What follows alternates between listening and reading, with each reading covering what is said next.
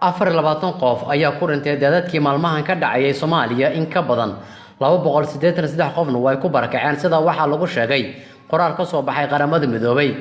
qoraalka sidoo kale waxa lagu xusay in ka badan 700 kun oo qof oo ku nool 24 degmo oo Soomaaliya saameyn baan ay ku yeelatay daadadkaas oo markaasi ka dhashay roob maalmihiina soo dhaafay ka daayay meelo ka tirsan dalka. sida lagu sheegay war qoraal oo ka soo baxay xafiiska isku duwidda gargaarka ee qaramada midoobay ee UN OCHA daadadkan ayaa yimid xilli wadanka uu la daala dhacayo ka hortagista xanuunka COVID-19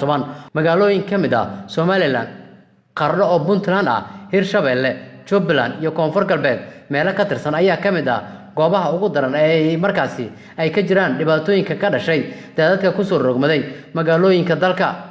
daadadkan ayaa ka dhashay heerka biyaha webiga Shabeelle oo kor u kacay iyo buuraha dhulka sare ee Itoobiya oo biyo ku soo rogay togog iyo dooxooyin dhinaca Itoobiya ka soo gala Soomaaliya. dhulka joogiisa hooseeya ee magaalada Beledweyne sida xaafadaha Xawataako iyo Kooshin